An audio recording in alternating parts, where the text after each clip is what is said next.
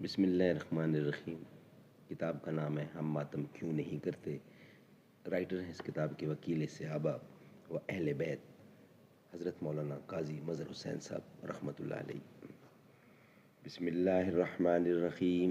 الحمد للہ رب العالمین والصلاة والسلام علی رسول محمد خاتم النبیین ورحمۃ للعالمین وعلی آلہ واصحابہ اجمعین۔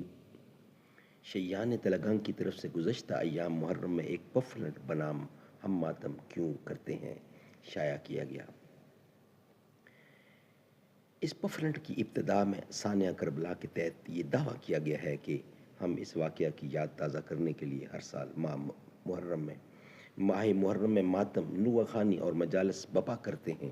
ہمارا یہ عمل قرآن مجید، حدیث شریف، سیرت انبیاء اور سیرت اصحاب رسول کی روشنی میں ایک عبادت کا درجہ رکھتا ہے، جس کے لیے چند ایک دلائل مندرجہ ذیل ہیں۔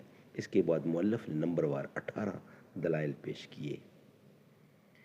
جواب کی ضرورت گو ان دلائل میں ایک بھی دلیل ایسی نہیں ہے جس سے مروجہ ماتم ثابت ہو سکے، لیکن اس پفلٹ میں چونکہ قرآن مجید اور حدیث شریف وغیرہ کی بنیاد پر ماتم مروجہ کو عبادت قرار دینے کا دعویٰ کیا گیا ہے، جس سے ناواقف مسلمانوں کو دھوکہ لگ سکتا ہے، اس لیے بعنوان ہم ماتم کیوں نہیں کرتے جوابی رسالہ کی اشاعت ضروری سمجھی گئی۔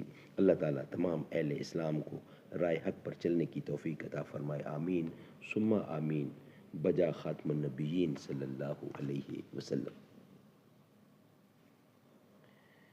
ناظرین،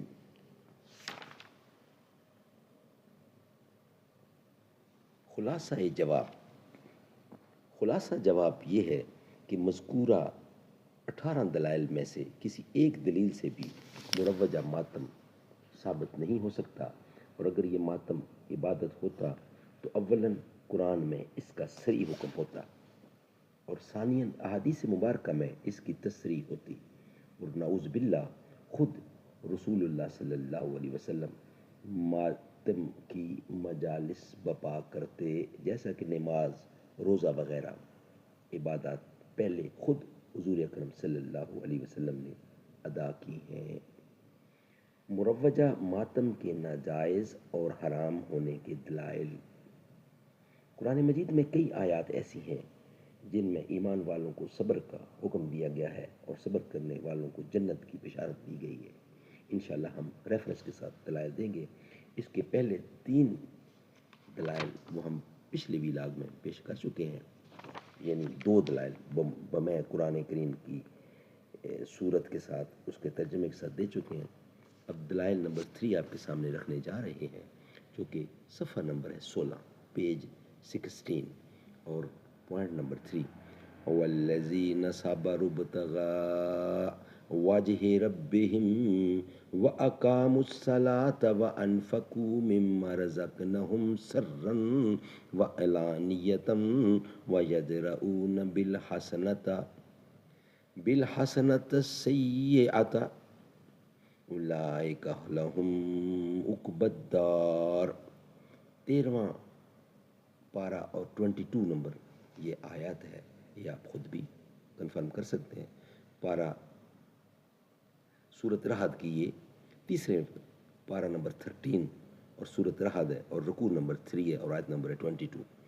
اور جن لوگوں نے اپنے رب کی رضامندی حاصل کرنے کے لیے صبر کیا اور نماز قائم کی، اور ہم نے جو ان کو رزق دیا ہے اس میں سے پوشیدہ اور اعلانیہ خرچ کیا، اور وہ بھلائی سے برائی کو ہٹاتے ہیں، ایسے لوگوں کے لیے آخرت کا گھر اور بہشت ہے۔ اس آیت میں نماز پڑھنے والوں اور صبر کرنے والوں کو جنت کی خوشخبری سنائی گئی ہے، نہ کہ ماتم کرنے والوں کو۔ پوائنٹ نمبر 4، چوتھا پوائنٹ، اصول کافی ماتمیوں کے نزدیک وہ مستند کتاب ہے جس کے ٹائٹل پر یہ لکھا ہے کہ حضرت امام مہدی علیہ السلام نے اس کتاب کے متعلق یہ فرمایا ہے، ھذا کافٍ لا شیعۃ، یہ کتاب ہمارے شیعوں کے لیے کافی ہے۔ اس میں یہ روایت ہے عن ابی عبداللہ علیہ السلام قال الصبر من الایمان بمزلة الراس من الجسد فإذا ذهب الراس ذهب الجسد كذلك إذا ذهب الصبر ذهب الایمان۔ اصول کافی صفحہ نمبر 410۔ امام جعفر صادق علیہ السلام نے فرمایا کہ صبر ایمان کے لیے ایسا ہے جیسا کہ جسم کے لیے سر، پس جب سر نہ رہے تو جسم نہیں رہتا، اسی طرح جب صبر نہ رہے تو ایمان نہیں رہتا۔ پوائنٹ نمبر 5، عن ابی عبداللہ علیہ السلام قال ان الصبر وبلاء يستبقيان إلى المرء من فياته البلاء وهو صبوران الجزع البلاء يستبقان إلى الكافر فياته بلاء وهو جزع۔ فروغ کافی جلد اور صفحہ نمبر 121۔ ناظرین عربی میں کچھ کلیئر نہیں ہے، پڑھنے میں شاید کوئی مسٹیک ہو۔ امام جعفر صادق نے فرمایا کہ صبر اور مصیبت دونوں مومن کی طرف آتے ہیں، پس اس کو مصیبت آتی ہے تو وہ صبر کرنے والا ہوتا ہے، اور جزا بے صبری اور مصیبت کافروں کی طرف آتے ہیں، پس اس کو مصیبت آتی ہے تو وہ جزا کرنے والا ہوتا ہے۔ اس سے ثابت ہوا کہ امام جعفر صادق کے نزدیک صبر کرنے والا مومن اور جزا کرنے والا کافر ہے۔ ناظرین انشاءاللہ یہ پیج کمپلیٹ ہوا 16 17 نیکسٹ آپ کے سامنے رکھیں گے، روزانہ کی بنیاد پر آپ کو ہم انشاءاللہ دلائل کے ساتھ حضرت قاری مظہر حسین صاحب کی کتاب پیش کرنے جا رہے ہیں اور پیش کرتے رہیں گے، ایک پیج اور ایک صفحہ۔ زباں پر مومنوں کے جب بھی ذکر تاجدار آئے تو اس کے بعد لازم ہے کہ ذکر چار یار آئے۔